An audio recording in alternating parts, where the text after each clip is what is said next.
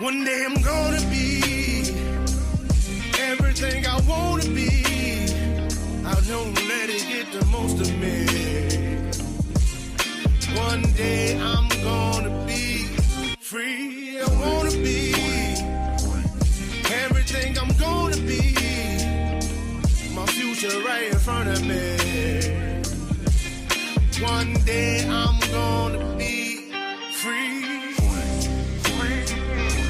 I wanna be free. So let me be free. From the depths of darkness, a voice emerges. A host with a fire burning in his soul. With a heart, steel, and a spirit unbroken. He rides on two wheels, ready to claim his throne. Amidst the chaos and the thunderous roar, insane wheels rise as a force to be reckoned with. Fueled by the power that only metal can bestow, he takes his stand, refusing to submit. Insane wheels hear his battle cry. Metal and mayhem will never die. Rituals report and pays his way. More legend in the making, day by day.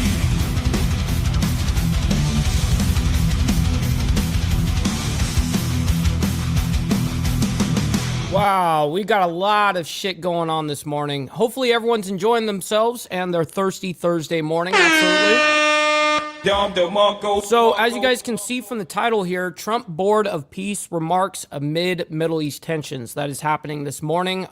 It is still ongoing actually right now. But I thought it would only be appropriate to do our show that we do here.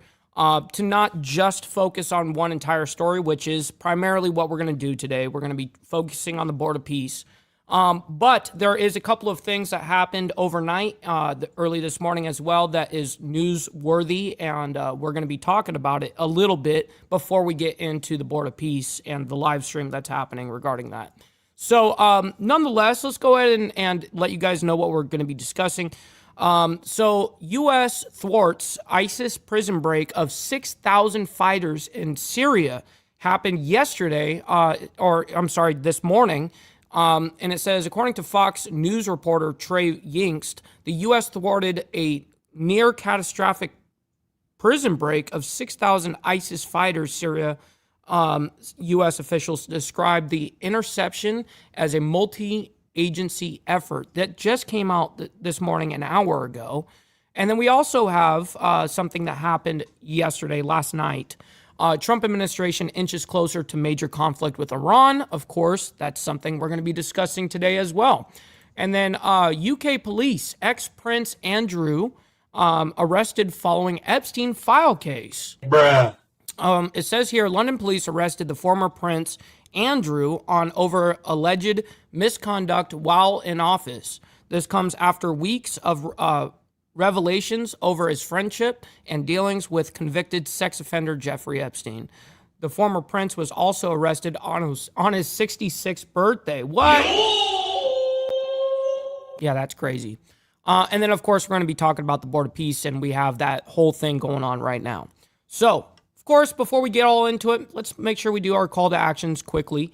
Make sure you guys come in and hit that freaking like button. It helps out the show immensely, and it's free to do so. Double tap that screen if you're on the vertical side. I very much appreciate your laborious your labor. Listen, if you guys appreciate the content, this is what we do Monday through Friday as well as Saturday morning for members only. So make sure you guys hit that subscribe button.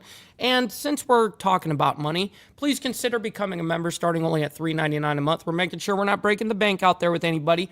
But check it out. It does allow us to be on these airwaves as well as have these lights on. So thank you guys for becoming members and staying members. Little side note here, follow my Instagram at BallValveTV, where I post everything behind the scenes of not only my life, but as well as the show, Millennial Food Time, breaking news, the campaign trail. It's a great way to get a hold of me one-on-one as well. We have a Discord server for all of you legends as well. Little side note as well. We have 95% of you guys, I would assume, about that number, of you guys from the Insane Wheels family inside of the Discord server. But we would like to have 100%, of course. So make sure you guys go into the video description down below and make sure that you guys are joining into the Discord server. And last but not least, all super chats, super stickers, gifted membership, and membership signups are, of course, all going to be presented live and shouted out onto the show. But if you guys would like to skip that YouTube 30% brutal cut that they take from your hard-earned cash, we have these platforms right here scrolling around the screen. And, of course, if you guys want to interject and have 100% of the proceeds come to me, we have these platforms you guys can donate to. And, of course, I'll read it out loud just like a super chat. I've got my email up and everything, so we're ready to rock and roll. Real quick, man, we got Sterling Will gifting out 5 memberships to start this banger off this Thursday morning. Let's freaking go. That's humongous, by the way. Thank you for not only helping me, but helping 5 others in the Breakfast Club, man. I very much appreciate that. Thank you, kind sir. Man, hopefully you guys are all enjoying your morning so far. I definitely did myself, or have so far.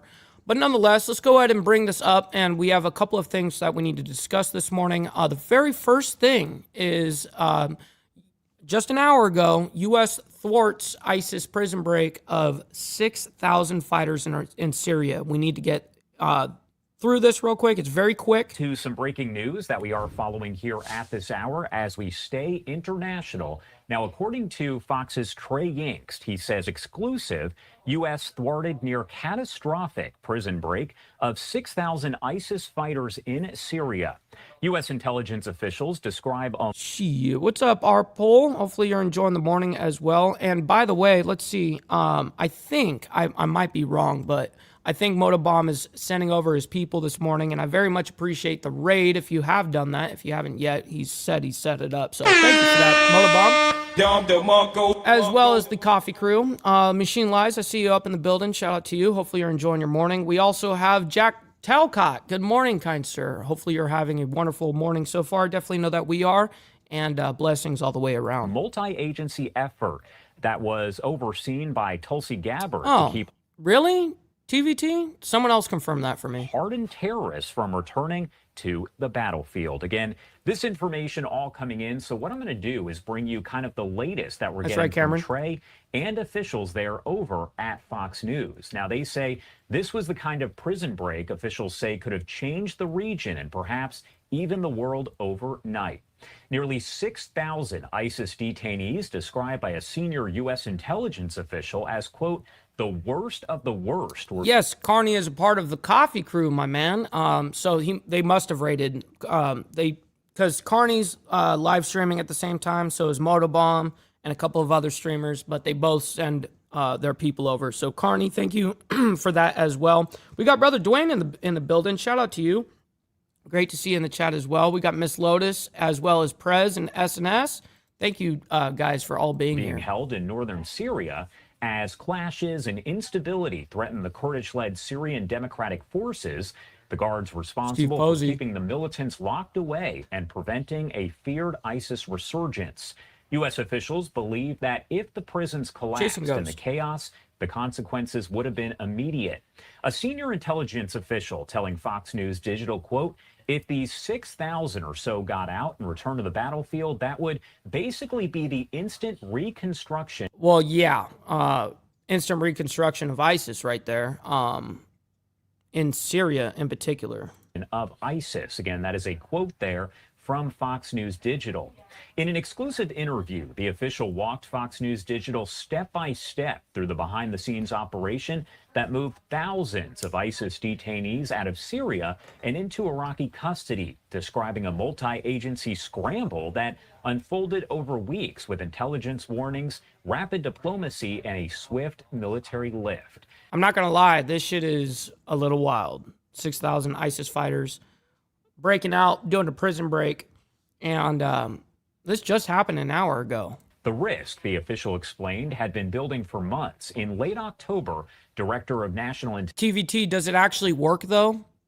Intelligence Tulsi Gabbard began to assess that Syria's transition could tip into disorder and create the conditions for some kind of catastrophic jailbreak.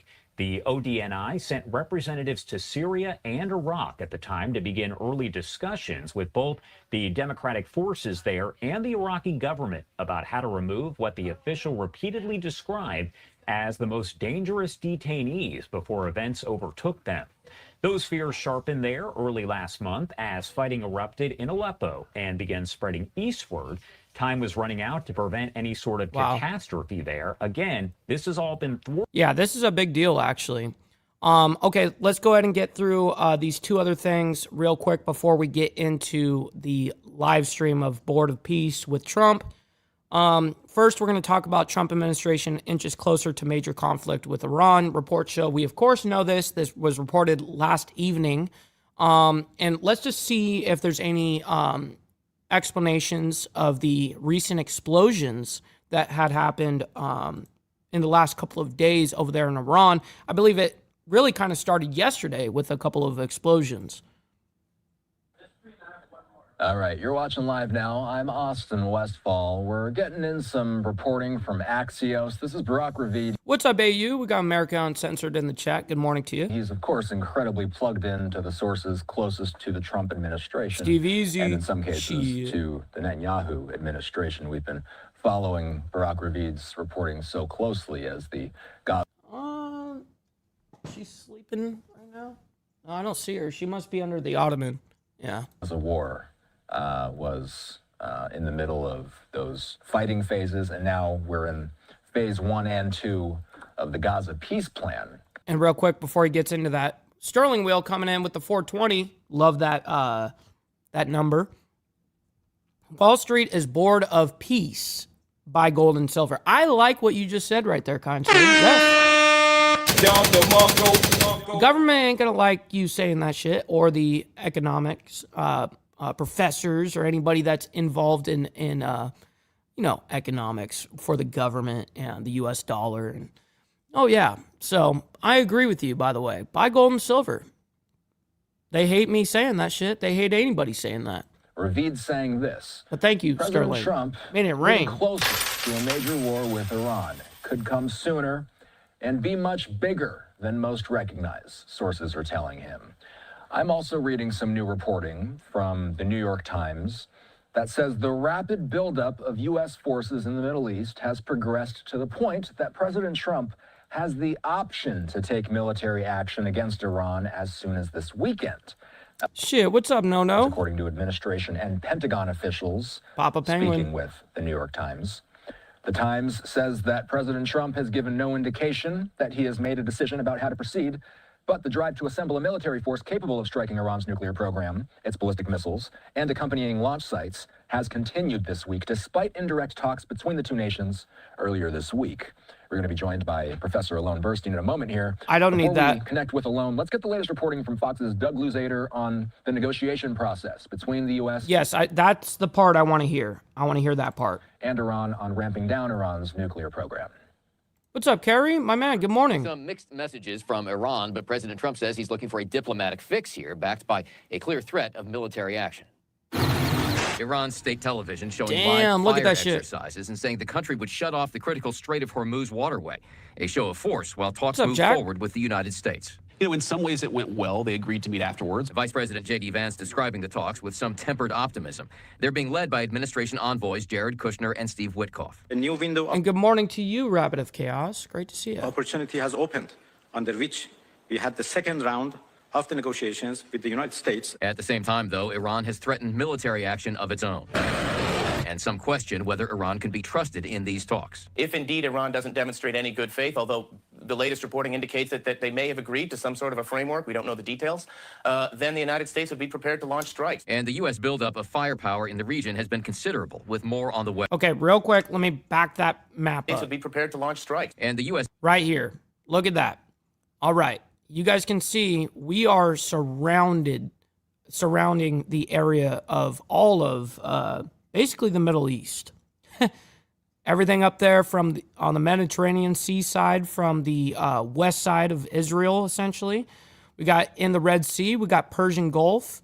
I mean, it's just packed full right now of our shit. This is where the Armada, basically where the Armada went to right here. Buildup of firepower in the region has been considerable, with more on the way. One of President What's Trump's up, TNT? Good morning to you, kind sir. Good morning. red lines is Iran's development of nuclear weapons. Our goal is to make sure that doesn't happen. And again, the president has a lot of tools in the toolkit to make sure that doesn't happen. But Iran's critics say this is all about buying time and that Iran isn't really interested in a deal. In Washington, Doug Lusader, Fox News. All right, let's discuss the latest on the situation with Iran with Professor Alon Burst. No, I don't need to discuss speculation. You know what I mean? So we got the report. Now we're going to move on. This is our last story we're going to get into before we talk about Trump and the Board of Peace. We're going to be basically live streaming the Board of Peace meeting there. But before we do, we first got something very interesting, an interesting development, and we're not going to play the whole thing either. But it says UK police. This came out today. No.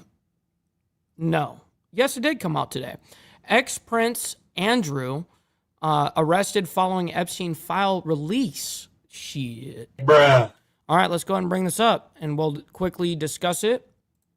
We are continuing to follow the breaking news developments from this morning, and it is that UK police have arrested former Prince Andrew. The Associated Press is saying that the Thames Valley Police, which is an agency... My man, Motobomb, shout out to you. Hopefully you're enjoying your morning as well. ...that covers areas west of London, including former Prince Andrew's former home, said that it was, quote, assessing reports that the former prince sent trade reports to convicted sex offender Jeffrey Epstein back in 2010. The assessment followed the release of millions of pages of documents connected to a U.S. investigation of Epstein.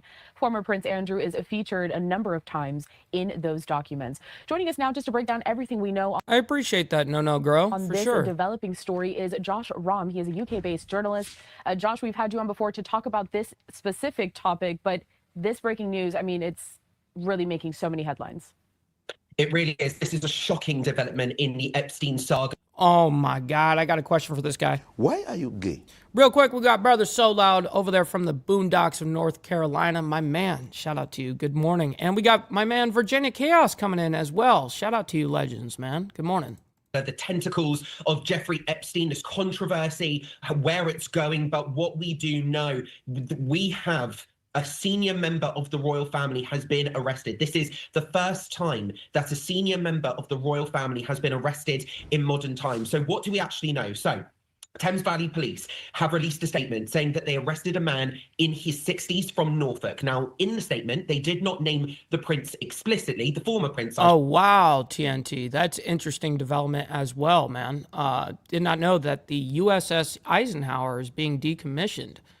They moved his son over to the bush now. Wow. I should say explicitly. However, we could guess Norfolk, Sandringham, man in his 60s, former Prince Andrew, is turning 66 today. So it's his birthday today. And he's apparently been arrested. So we know that 6 members of Thames Valley Police at least attended Wood Farm. That is the former home of Prince Philip, Duke of Edinburgh, the late husband of Her late Majesty Queen Elizabeth II. This is the arrest has been made relating to allegations made about misconduct in public office. So this is clearly a public figure. That's what we can get from the police statement. This is over allegations that Prince Cameron, how can you tell? He should have worked for TMZ, but what's the TMZ's version over there in the UK, I guess? You know, where it's all drama and shit like that. They follow Prince Andrew around, figuring out his fuck-ups and shit. Allegedly shared sensitive information with convicted paedophile Jeffrey Epstein whilst acting as UK... Yeah, Virginia Chaos, we did get an update in the very, very beginning that she is being moved here very soon. Going to be learning how to walk again here very soon as well. But it's a long road recovery. But so far is good updates, Virginia Chaos. Envoy, this is related to confidential files and information related to his international visits to Asia, which he allegedly shared with Epstein and other business contacts. Police in their statement said that they are carrying out searches in Berkshire and Norfolk. Berkshire, for those in the US that might not know about that location, that is where the Windsor estate is. Windsor is in the county of Berkshire. Now, the police, as I said before, are not naming the man, they say, according to national guidance. And they also sent out a special warning about reporting relating to contempt of court issues. They want this to be a thorough investigation. They're keen on this going through. What we have to say... You know, the truth is, is nobody knows. that's information that has not been let out yet. So Andrew's role as UK trade envoy. So between 2001 and 2011, when he was in this role, he was seen very much as a good choice. He had in business contacts around the world. The British royal family are seen as a force for good, to be this kind of soft power influence across the world to benefit the British state, UK PLC, so to speak. He was a war hero. He served in the Falklands War back.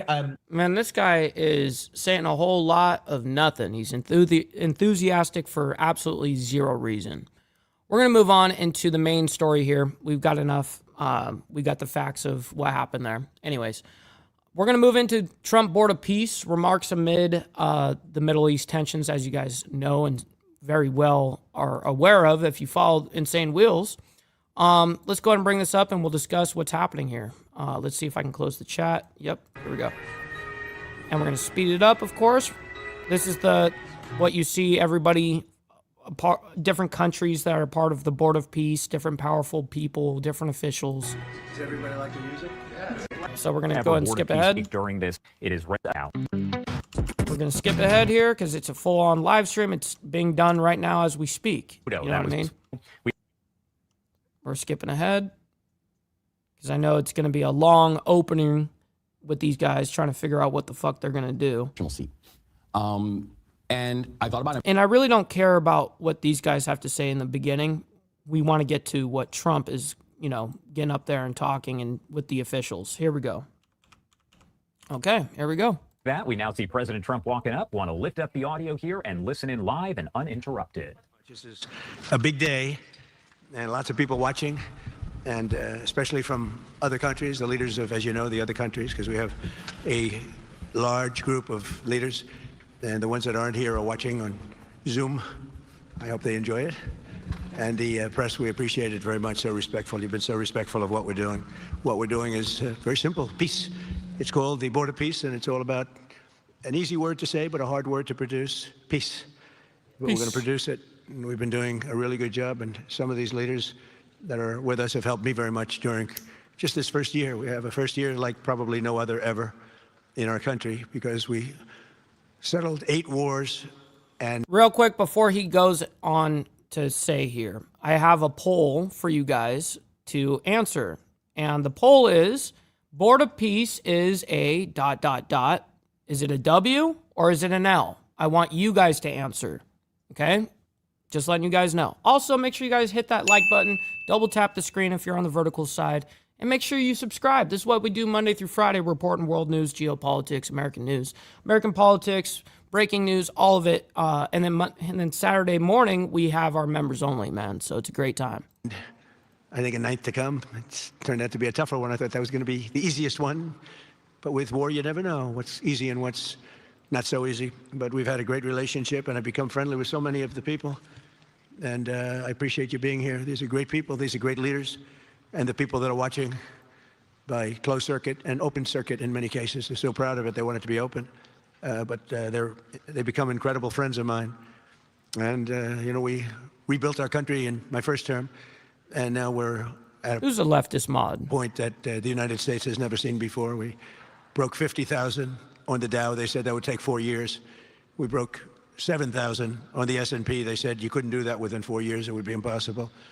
And when I came in, they were all saying if you could get to anywhere close to 40, 45,000, it would be amazing achievement over 4 years. Well, we hit 50,000 in the first year. And I don't see him as left, right, indifferent. I see him as American. We hit 7,000, which was actually tougher to do, according to the Wall Street geniuses. We hit 7,000 in the first year. They said it could take 4 or 5 years. They'd be very happy. It would have been a great job. We did it in 1. But we're doing a great job. Board of Peace is one of the most important and consequential things I think that I'll be involved in. We've been involved in a lot. Really, I've been involved in a lot with the people up here. We work together on ending wars with their country. Some of the wars were 32 years long, 32, 34, and a 37. That's a long time. And we granted, yes, that is true. Ended it in about 2 days, each one of those. But yeah, except the one that really matters in Europe right now. We have some other work to do, and we're getting it done. Gaza is very complex. It's been amazing. I want to thank Steve and Jared for an amazing job. Marco's over there watching everybody's fantastic. And JD, what a job. They were all doing this. A team, I think it's the best team ever Be assembled. good, TVT. And you see that by the results. So today is a tremendous honor to welcome you all to the United States Institute of Peace. Very interesting, TNT. I was about to say, I bet you that once they move over, they'll probably end up sailing over to Iran for sure. But yeah. For the inaugural meeting of the Board of Peace, very important. I believe it's the most consequential board, certainly in terms of power and in terms of prestige. There's never been... What's up, KP? Good morning. ...anything close, because these are the greatest world leaders. Almost everybody's accepted, and the ones that haven't will be. You know, some are playing a little cute. It doesn't work. You can't play cute with me. Can't play cute. Oh, shit! But they're all joining. Everybody. Most of them very immediately. A few that we really don't want because they're trouble. Take care of them. But this is the most prestigious board ever. You know, I've seen some great corporate boards. I've seen some great boards, period. It's peanuts compared to this board because we have virtually everyone is the head of a country other than Johnny, but he's the head of soccer, so that's not so bad, right, Johnny? I like your job the best, I think. Damn. Real quick, shit. Make sure you guys hit that like button. We've got 66 of you guys in here. Make sure if you're on the vertical side, double tap the screen, man. I very much appreciate that. And by the way, your World Cup has set every single ticket record in the history of soccer. In the history, nobody's ever seen anything like it. The sales are... Who the hell cares about no fucking soccer? Virtually complete. Nobody's ever seen anything, so congratulations. You made a good decision. We did it together. Thank you, Johnny. That dude over there looks fucked up. So I want to thank the many leaders and dignitaries who have traveled great distances and lengths for the important gathering that we're at right now. This building was built for peace, and nobody knew what to name it. And then Marco named it after me. I had nothing to do with it. I swear I didn't. I swear, I had no idea. They said, there's a surprise coming. I didn't know the surprise. I thought they were going to give me a lot of money or something, maybe cash. You could always use some extra cash. But I came and they stopped the beautiful beast.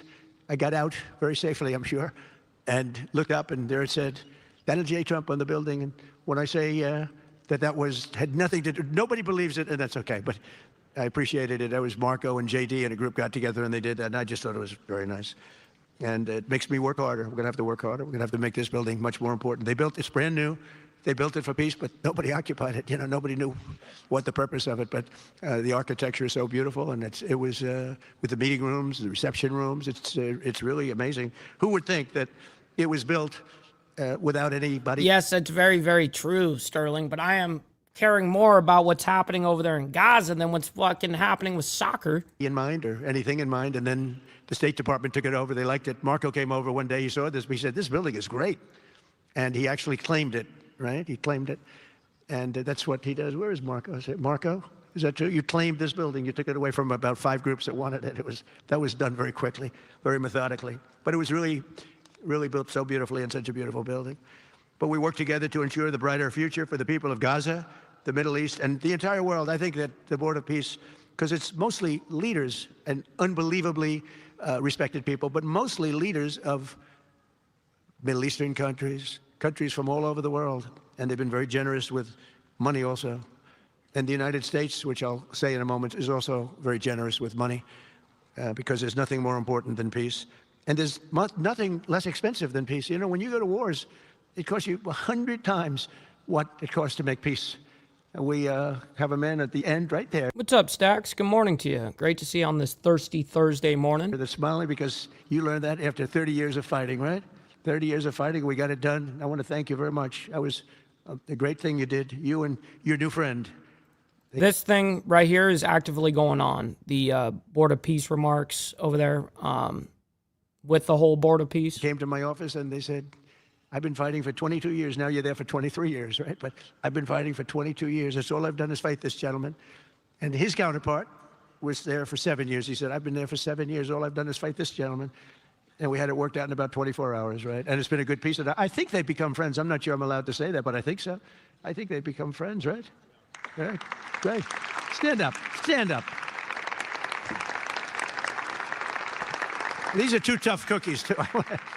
You think that was easy? It wasn't easy. These are 2 tough people. Good people, but tough people. But, you know, we're in the Oval Office, and we were getting near. But the one was at one side of the room. I have 2 chairs right in front of the desk, the beautiful, resolute desk. One's over here.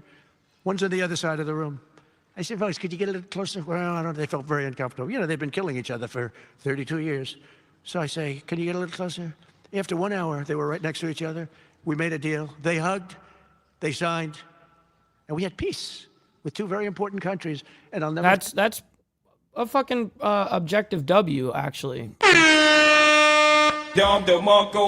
Objectively, that is a W that Trump made that happen. That's cool. So they started off a little weak, and they ended up really strong. And you can be very proud of yourselves. It was a beautiful thing to see. Thank you. Look at that. Can you believe it? 32 years.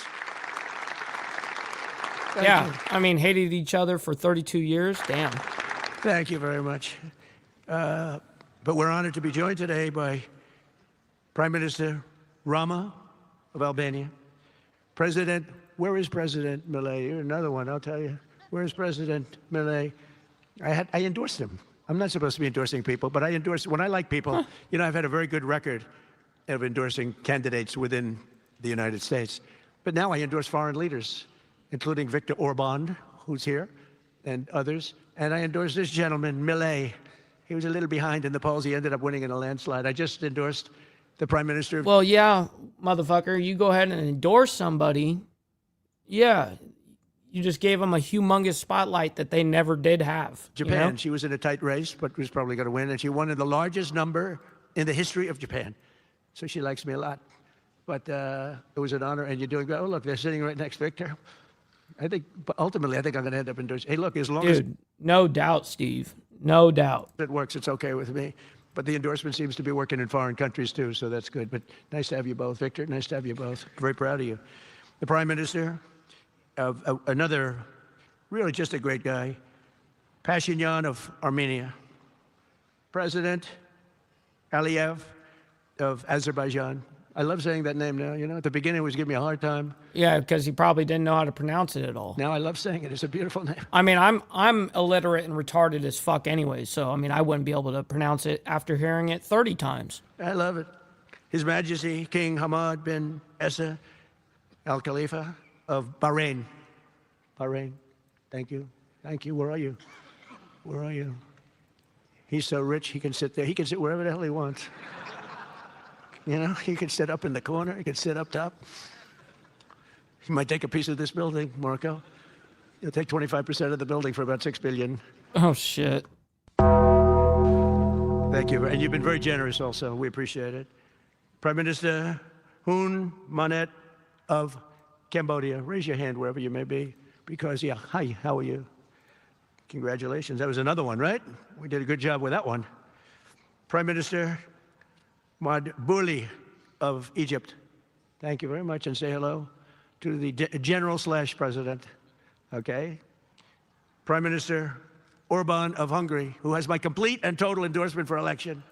Not everybody in Europe loves that endorsement, but that's okay. He does an unbelievable job. He's done an incredible job on immigration, unlike some countries that have hurt themselves, but they're working on it. Oh, shit. I just want to let you know, you have my total and complete endorsement, and I'm putting it out. I already did, but I'm putting it out again.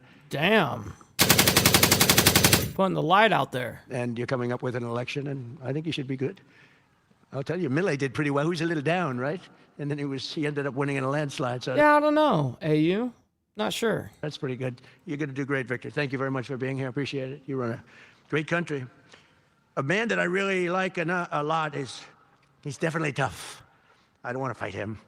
President Prabowo of Indonesia. Thank you very much. Please, this is a big guy. I tell you, I said, how many people in Indonesia? He said, like 240 million. I said, no, say it again. How many? It's a big country you have. And you do a great job and respected by... I didn't realize Indonesia had that many people. Everybody, and thank you very much for being here. Thank you very much, I'm not going to cap.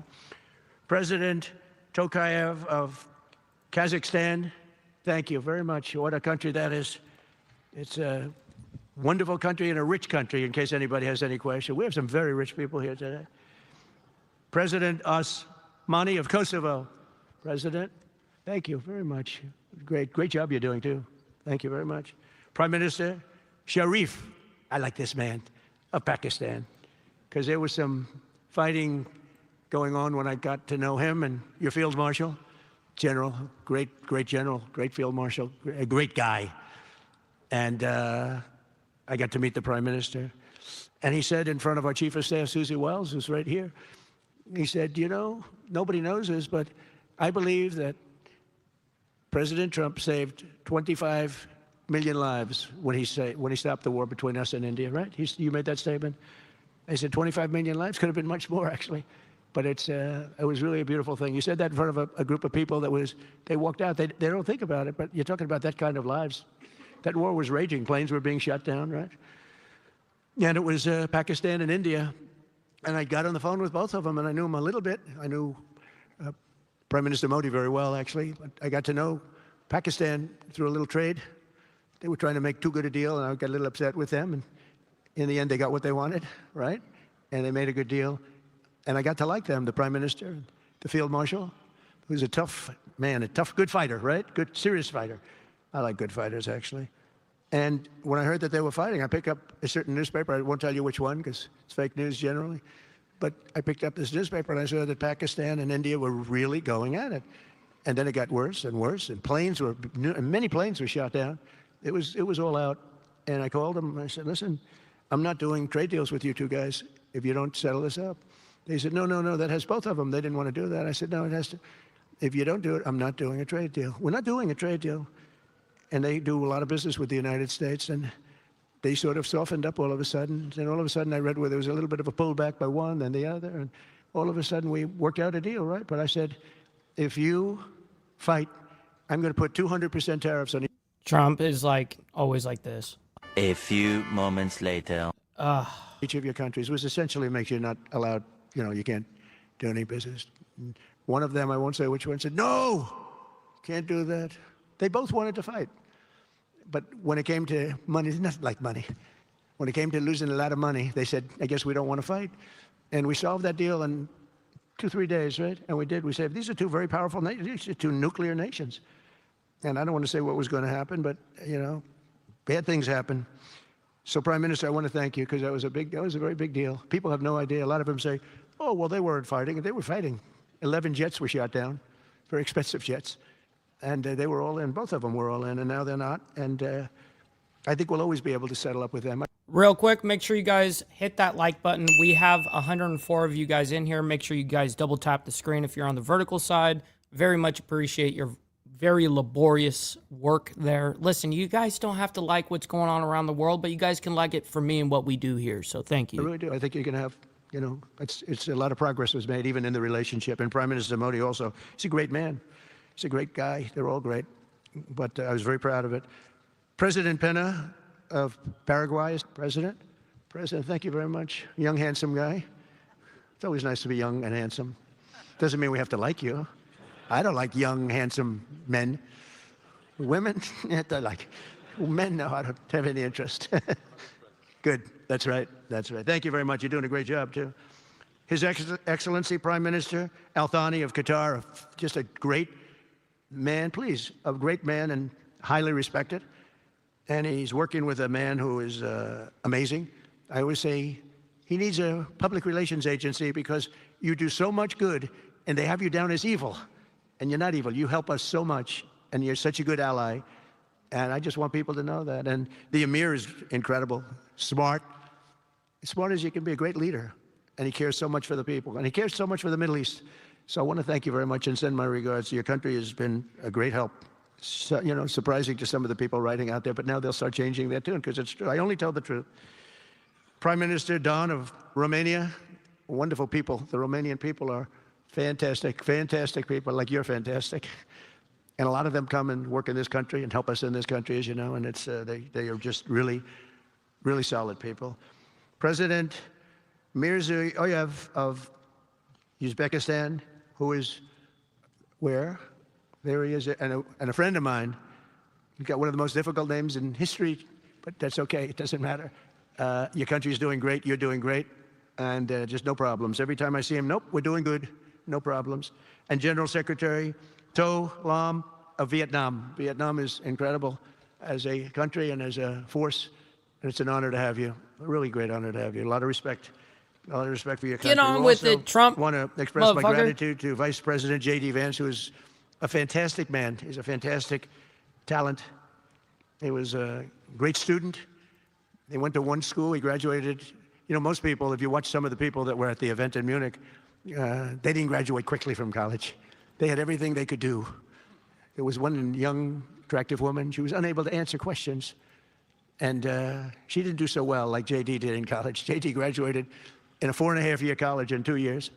And then he went to Yale and he graduated at the top of his class, went to the military grade. But when he went to Yale, there was one person that was marginally ahead of him, so he married her. Can you believe it? He married the person that was ahead. I don't know. I always like to say J.D. was first and Usha was second, because I get a little uncomfortable when I say them. But he's been incredible. He's a brilliant guy and a great guy. I get a little uncomfortable. Shit. Oh, shit! Oh, shit! Real quick, we got to get the money part over, man, because Trump is just going on. We haven't done it yet, so let's just do that. All right, just get the money part done. Give me money. Money me. Money now. Me a money needing a lot now. Well, those are facts. Denied. But I still love you guys. You know, here we go. It has been my friend. All of our people. We have a fantastic group of people, our cabinet members, everybody, many of them here. But JD's been great. Thank you very much. He gets a little bit tough on occasion. We've got to slow him down just a little bit on occasion. He says his mind. Now, then we have the opposite extreme. We have your friend sitting in the back. Your best friend sitting in the back is Marco. Marco does it with a velvet love, but it's a kill, right? The result is the same. They do it very differently. And Marco, you really did yourself proud 2 days ago in Munich. In fact, so proud that I almost terminated his employee because they were saying, why can't Trump do this? I do, but I say it differently. But Marco, don't do any better than you did, please. Because if you do, you're out of here.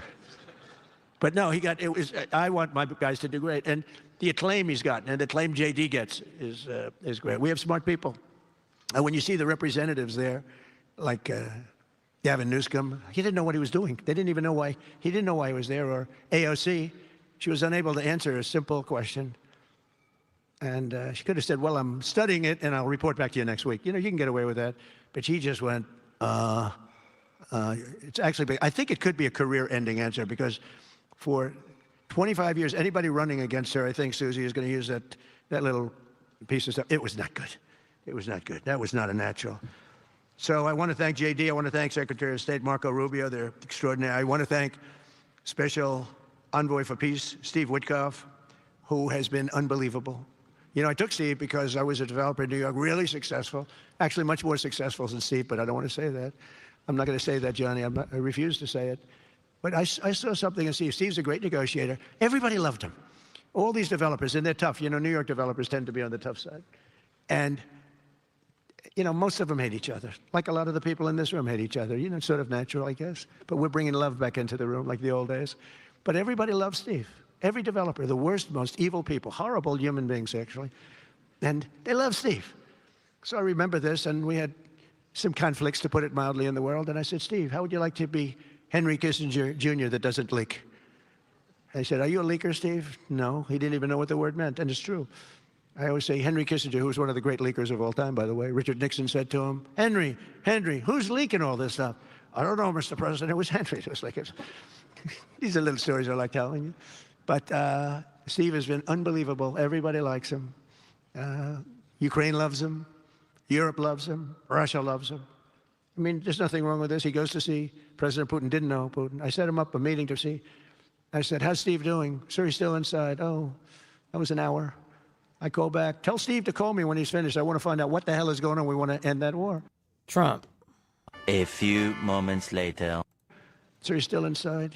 3 hours, 4 hours. They were together for 4 hours, the first meeting. That's talent.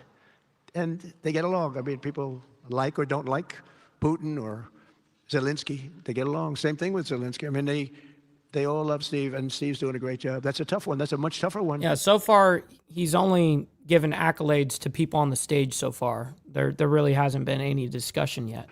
I would have thought that some of the ones that we settled that are up here would have been, I thought this would be easy, because I have a very good relationship with President Putin. I have a very good relationship with President Xi. I'm going to be going to China in April. That's going to be a wild one. I said, but we have to put on the biggest display you've ever had in the history of China. You know, last time I went to China, President Xi, he treated me so well. He gave me a display. I never saw so many soldiers all the same height, exactly the same height within a quarter of an inch. You can do that when you have 1.4 billion people. You know, lots of shoulders. Everybody was within about 1/8 of an inch the same height. I said, if they put their helmets down, you could have played pool on the top of their heads. And it was pretty amazing. But I said, you got to top it. He said, I'll top it. We're going to top it. We're going to have a lot of the people, most of the fake news back there is going to be going. So we have Steve has done a great job. And then a little bit later on, we brought Jared in. Jared was responsible for the Abraham Accords, which is incredible. Nobody else could have done that. A very smart guy. And we're making Jared an envoy also, envoy of peace. They're both envoys of peace. And you couldn't get too, I tell you what, I watch these two guys. I say, at least we're covered from an IQ standpoint. These two guys walk into a room. And, but people like them both, you know, they're good people. And they like them both. And they've had some very good meetings. They've had some very interesting meetings having to do with, as you know, Iran is a hot spot right now. And they're meeting and they have a good relationship with the representatives of Iran. And, you know, good talks are being had. It's proven to be over the years not easy to make a meaningful deal with Iran. We have to make a meaningful deal. Otherwise, bad things happen. But we have to make a meaningful deal. But they have a great relationship with the representatives of Iran. They have a great relationship with the other one that they're really working on now. Because so many of these, I mean, as an example, Kosovo, Serbia. I did that one. Could you stand up if any of you guys are, when you're here, just stand up for a second. Kosovo, Serbia. Stand up. What a job. Thank you very much. We appreciate it. So good. And you're getting along. And when you don't get along, you're... Real quick, my brother Sterling Wheel coming in with $2 saying vertical side chirp. Shit. Well, I very much appreciate you making it rain in the chat, my man. Thank you for that. Call me and we'll get it solved, right? We'll get it solved. Thank you very much. Really good. And then again, Pakistan and India. That was a big one. And just, I think you should actually stand. Come, please, stand just for a second. Pakistan and India, thank you very much. And those are two big ones. Prime Minister Modi, he's excited. He's watching us right now. Egypt and Ethiopia. We're going to get that, you know, there's a little dam that got built. Little dam, like maybe the largest dam in the world. Built and financed, of course, by the United States brilliantly. And having a little trouble getting water to the Nile. That's a tough situation, but we're going to get that solved. Armenia and Azerbaijan, we talked about. And again, thank you, fellas, very much. Great job. Great job. Thank you. Cambodia and Thailand. So incredible what you did, that you got together and it all worked out. They're watching right now in closed circuit. Thank you very much, and thank you. That was a big one, Cambodia and Thailand. These are nasty fighters, I have to tell you. These fighters are nasty. Now we talk about, you talk nasty fighter, you're nice guys compared to this. Congo and Rwanda. That was, and we've got them pretty peaceful. There's little flare-ups every once in a while. I'll get a call once a week. Sir, there's a flare-up in the Congo again. We'll get it straightened out, right, Susie? We'll get it straightened out. And Israel, as you know, with, you could say Israel in numerous countries if you want to really know the truth, but Israel and Iran, and we'll see where that goes. But when you think of Israel, we've done the biggest thing of all. We have peace in the Middle East right now. That's bigger than people said it couldn't be done. For 3,000 years, they've been talking about Middle East. They said it couldn't be done. And you look at what's happened in Gaza.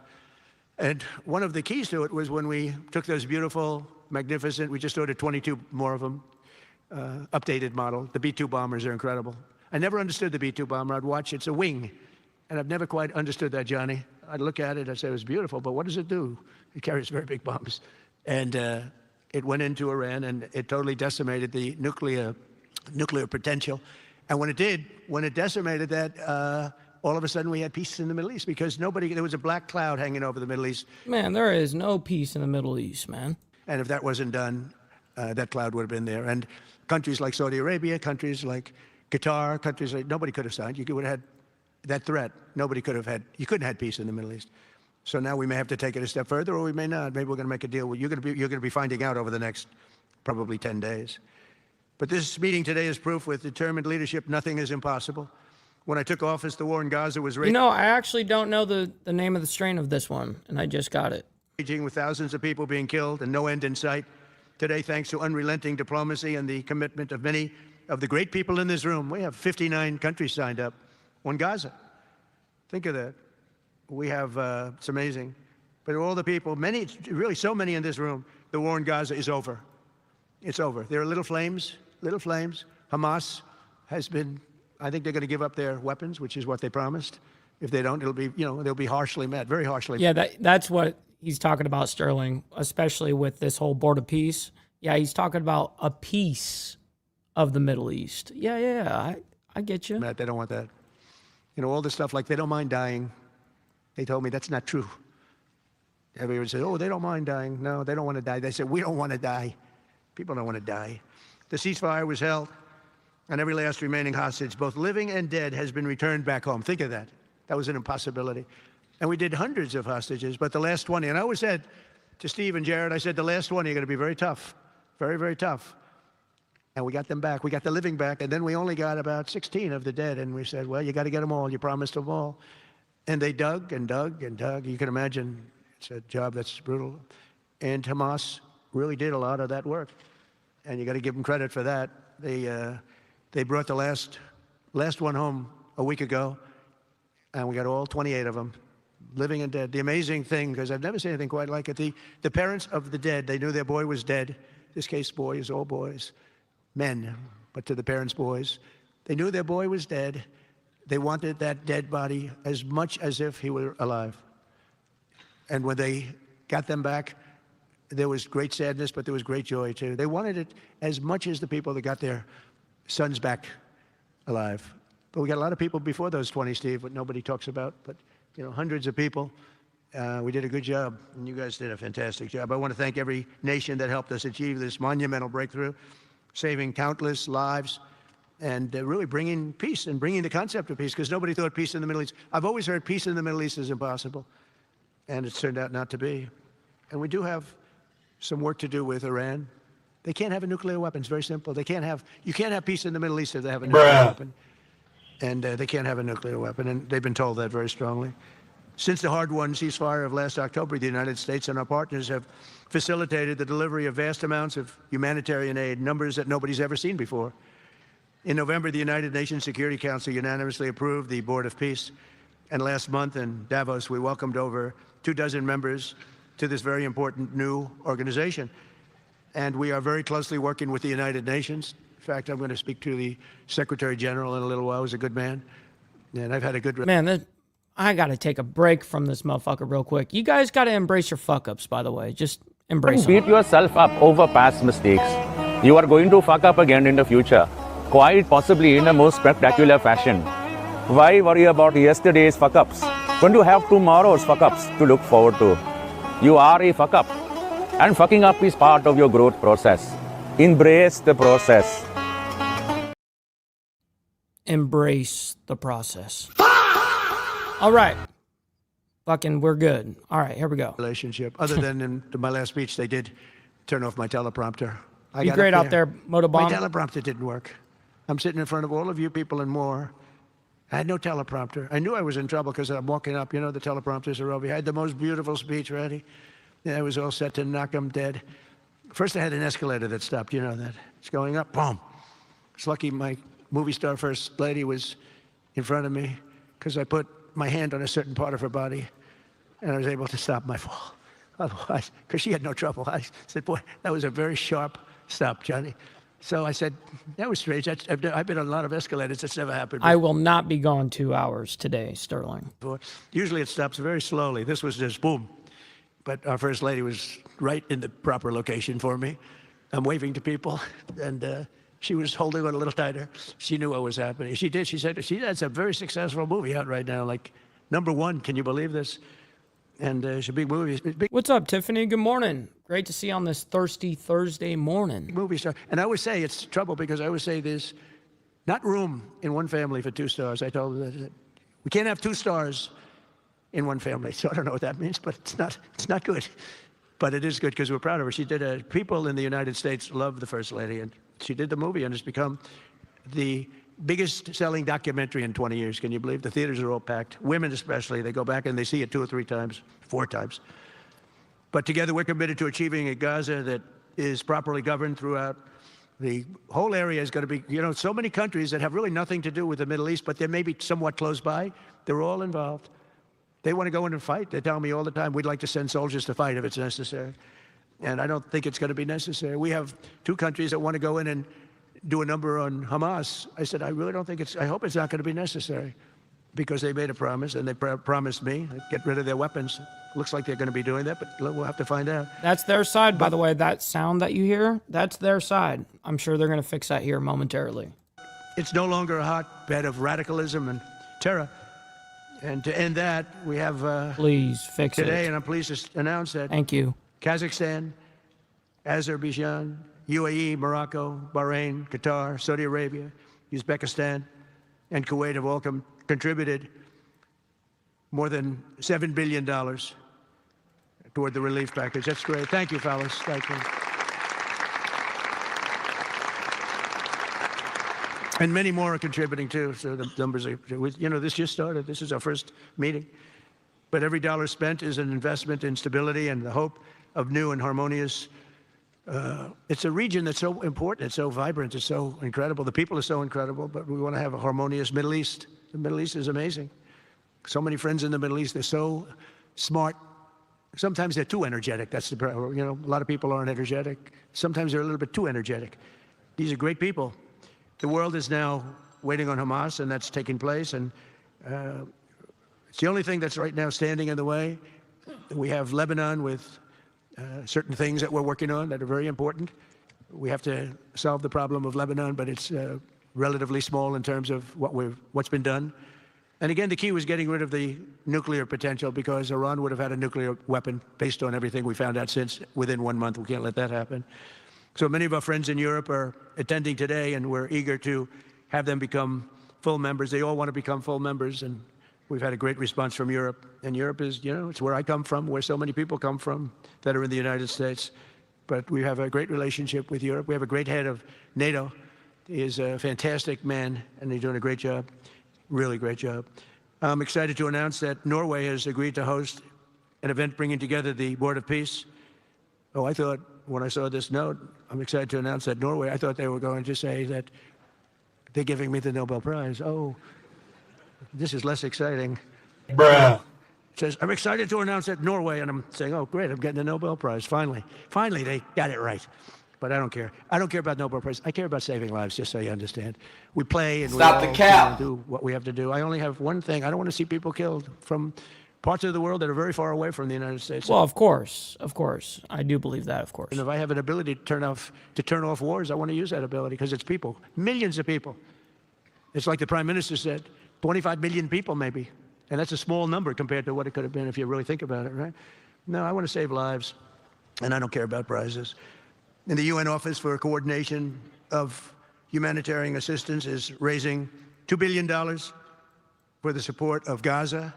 Additionally, Japan is just committed to host an aid fundraiser, which will be a very big one. It's already successful. We know some of the numbers that are being talked about, which will be attended by other nations in the region, including South Korea, the Philippines, Singapore, and others. And I know that China is going to be involved, and I think Russia is going to be involved. I think they will be. I want to have everybody, get all sides, because it doesn't help when you have all sides with one ideology. You have to have everybody together for this. I'm also pleased to announce that FIFA will be helping to raise a total of $75 million for projects in Gaza. And I think they're soccer related, where you're doing fields and you're getting the greatest stars in the world to go there. People that are bigger stars than you and I, Johnny. So they're going to spend $75 million on, soccer fields and shit. I hate Gaza. to say it.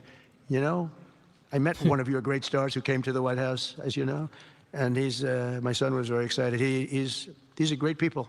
These are great people. And Johnny's going to bring the stars to the area, and they're really known. People in Gaza know every one of them, right? You know, so it's really something. And we'll soon be detailing the announcement, and if I can do, I'll get over there with you. I want to thank Johnny and FIFA for all of the wonderful things they did and are doing. They gave me their first Peace Prize. They gave me a Peace Prize. I think they saw that I got screwed by Norway, and they said, let's give him a Peace Prize. I mean, very good. Thank you, Johnny. I appreciate it. Johnny's very smart. What's up, Joker? Good morning, my man. Hopefully you're enjoying your thirsty Thursday morning so far. It's very, very smart.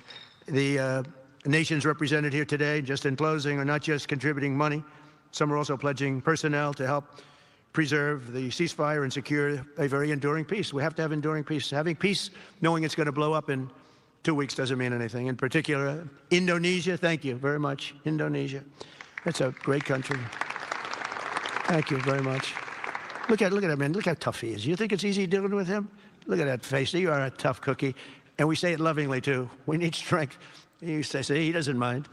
He's tough and he's smart. And smart is more important. Morocco, thank you very much. Great. What you're doing is great. Albania, Kosovo, Kazakhstan have all committed troops and police to stabilize Gaza. Egypt and Jordan are likewise providing very, very substantial help, troops, training, and support for a very trustworthy Palestinian police force. We think we're getting some very good people on that police force. And, you know, it's peace in the Middle East. We have peace in the Middle East. Just think of it. For years, you've been hearing about peace in the Middle East, and everybody's saying it's impossible. All of these countries are working together around the vision of a Middle East that is free from the curse of extremism and terror. And now is time. And by the way, even people with extremism and preaching extremism, they're exhausted. They're tired. It's been going on for too many years. I don't care who you are. They're tired. They want peace. And now is the time for Iran to join us on a path that will complete what we're doing. And if they join us, that'll be great. If they don't join us, that'll be great too. But it'll be a very different path. They cannot continue to threaten the stability of the entire region, and they must make a deal. Or if that doesn't happen, I maybe can understand. If it doesn't happen, it doesn't happen. But bad things will happen if it doesn't. With the commitments announced today, the Board of Peace is proving that it does not just convene countries. It devises and implements, and real solutions happen. We've come up with solutions. This is so little talk. This is very little talk, all action. First time, it was always talk in the Middle East. People would talk about peace in the Middle East, and then they'd go home and they'd never even think about it again. Nothing would happen.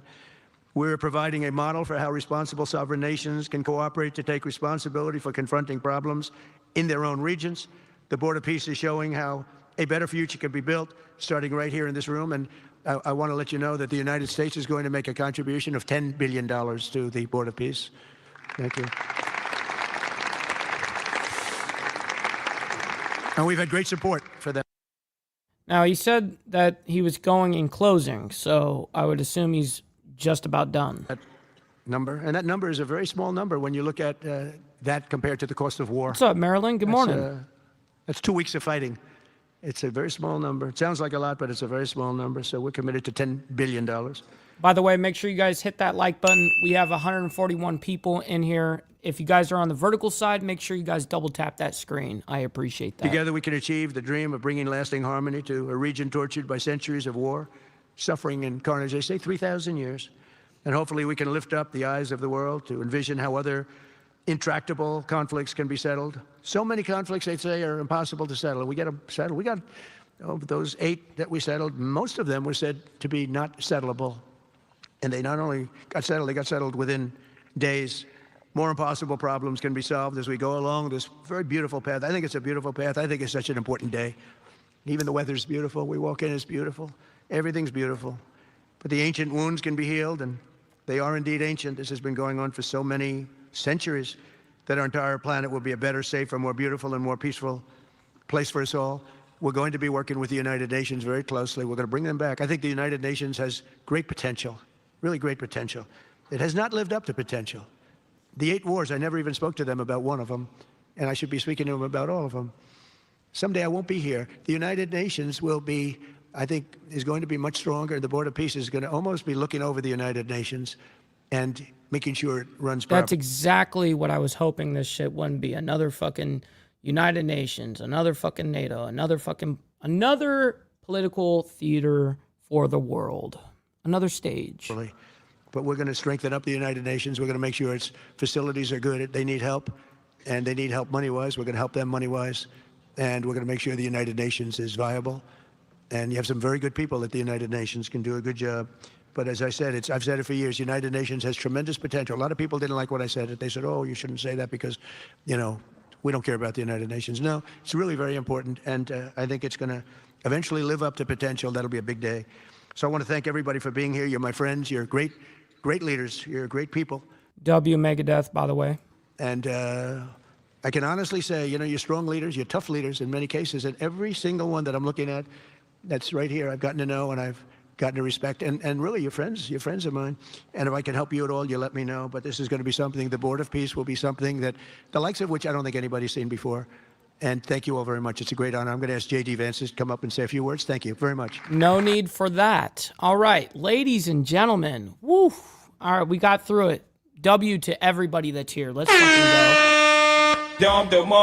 All right, listen, ladies and gentlemen, we will be back tomorrow morning for more of the World's Menace as we continue down this truth-seeking adventure. I can't thank each and every single one of you guys enough. Obviously, I know that sounds very cliche, but I mean it from the bottom of my heart. So I'm very honored to be able to do this Monday through Friday.